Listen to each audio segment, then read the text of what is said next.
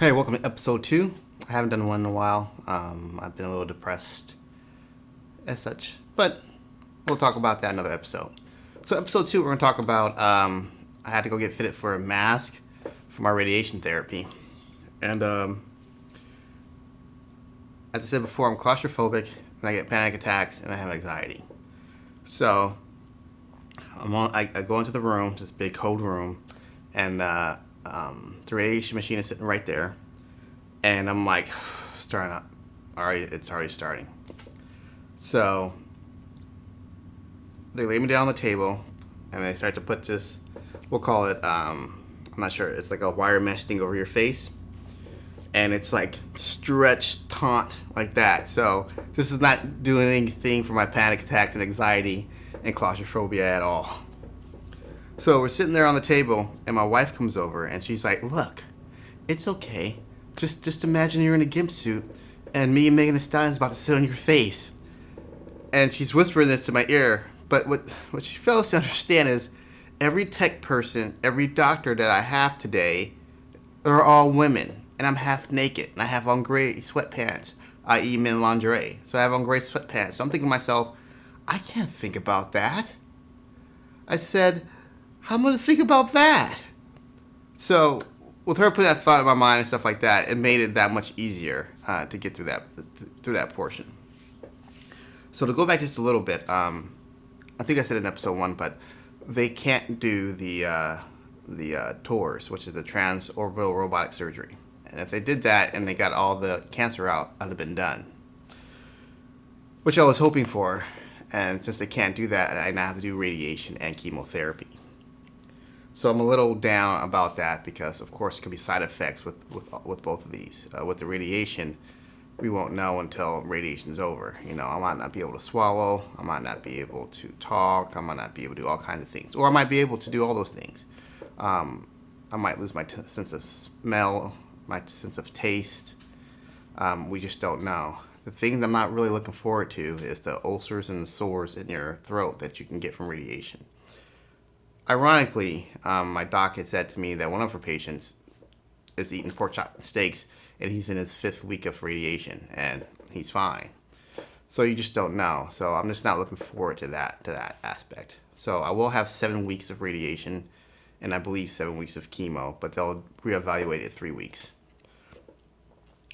With the chemo, I'm having cisaplane. I think that's what it is. I think that's one of the strongest ones. And one of the side effects of that, you can go deaf. So they have to do a hearing test before every treatment to make sure that that's not going to happen. So I get my port put in tomorrow, and then I actually start treatment on the 23rd of August. So trying to enjoy the week, trying to be in high spirits.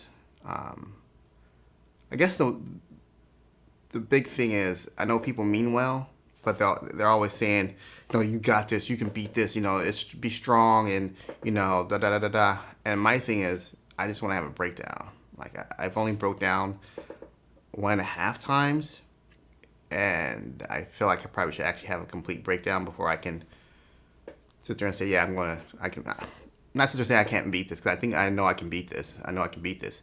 It's just let me have a crying moment that I have throat cancer, you know, just let me have that moment. So I know they mean well. The other thing about people meaning well is the I'm sorry thing. Because this is how I look at it. If someone apologizes for something to me, it's because they did something. And in my thing, I tell them, I said, you didn't give me cancer, so please don't say you're sorry. I know you're trying to say something, and sorry is the easiest thing to say, so to me it's the easiest cop-out. So what I've been trying to tell people to do is just send me memes and jokes.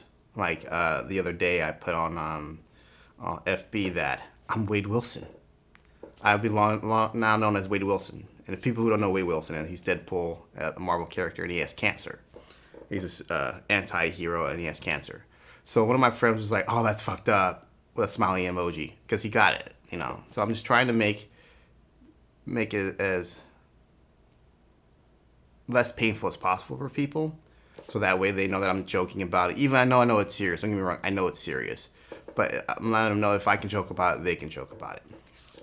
So speaking of Wade Wilson, so yesterday I'm out with my nephew and his girlfriend, and we're at a vegan taco shop, and I put my name on there as Wade Wilson.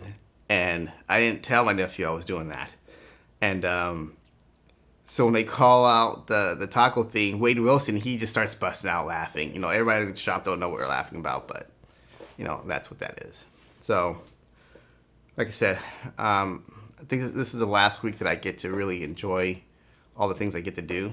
I'm going to New York on Friday with my mom, and just a day trip, and that'll be the last trip I take for probably 11, 12 weeks, until we know that my throat cancer is gone, and then we'll figure out what my new normal is. So other than that, I am going back to school. Well, I wasn't going back to school. I took the summer off of school, so I do have class, 2 classes to take, and from what I understand is that I can still do certain things. Like I might be a little tired, but I can still do most of the things I want to do.